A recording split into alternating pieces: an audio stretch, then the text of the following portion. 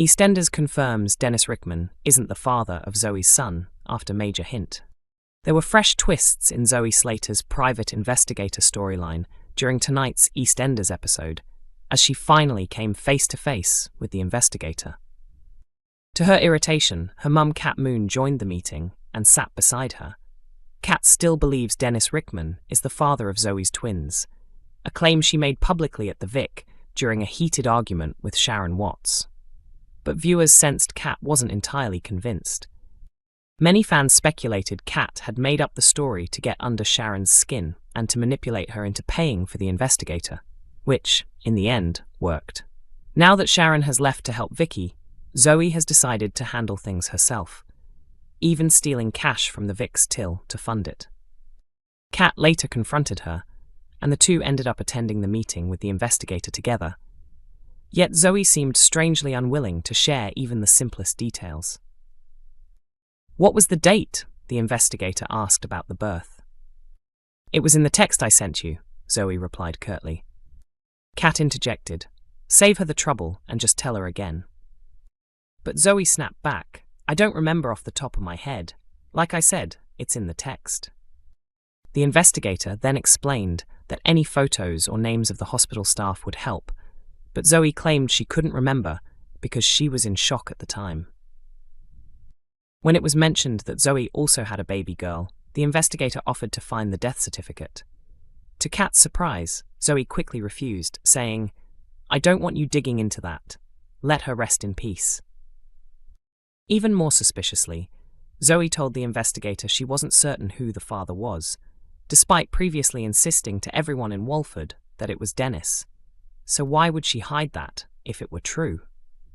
Viewers now think Zoe is deliberately concealing something from Kat, and the truth may soon come out. One fan wrote on Reddit, "She's clearly lying about Dennis. And seriously, if she texted the date, it's right there on the phone. It's 2025, not 1995.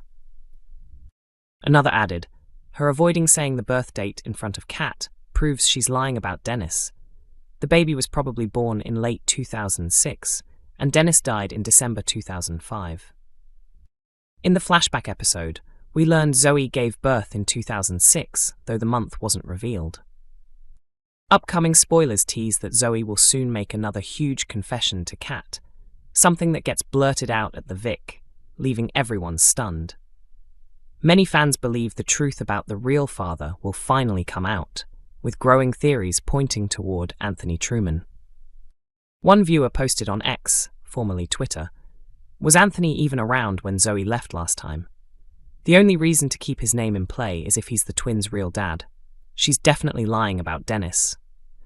Another added, "Zoe's big reveal tomorrow has to be about her son's real father.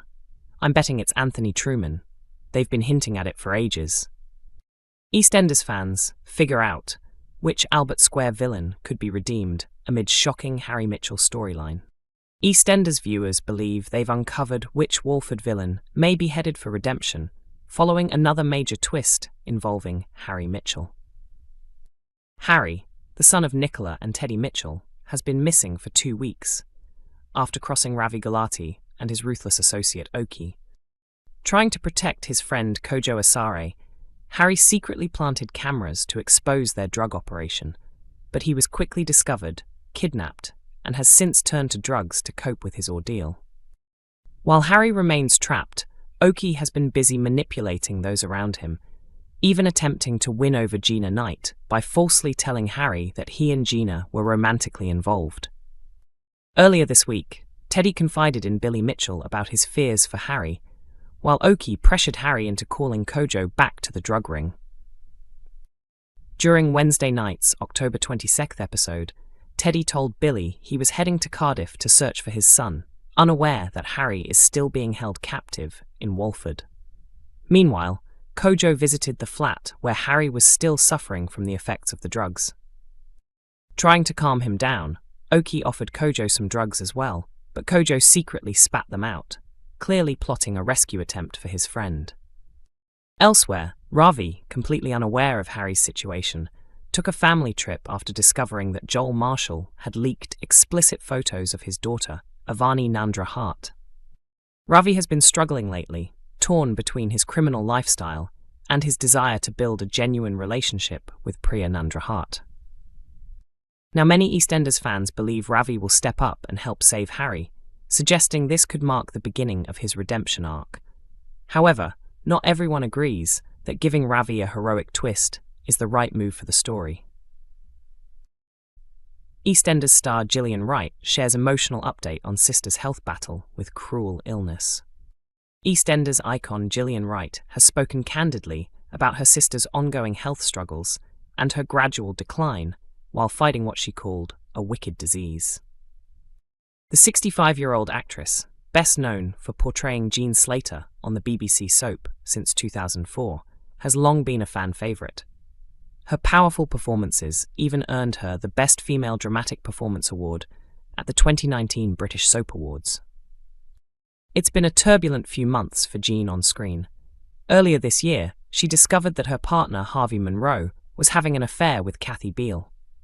More recently, she was left devastated when her daughter Stacey Slater moved to Brazil with her children, Hope and Arthur.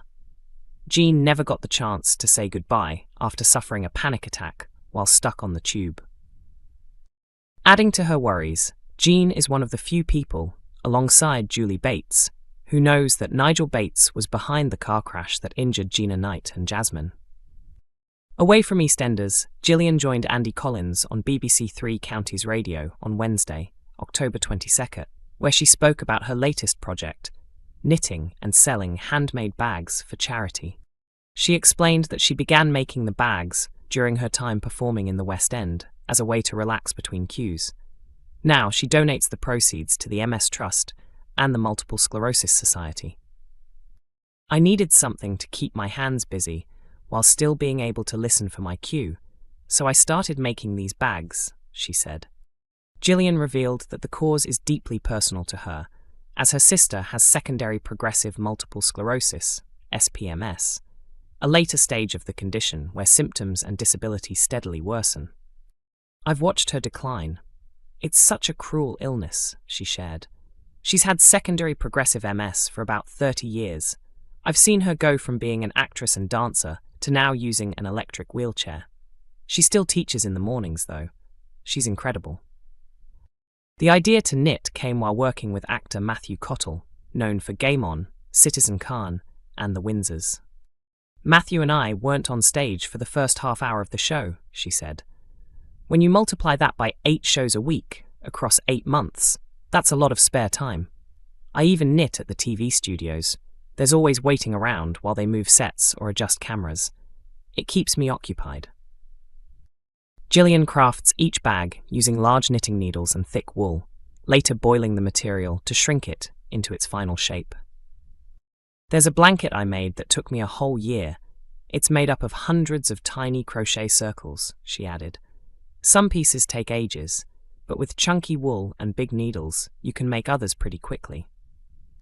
EastEnders airs Mondays to Thursdays at 7:30 p.m. on BBC One and BBC iPlayer.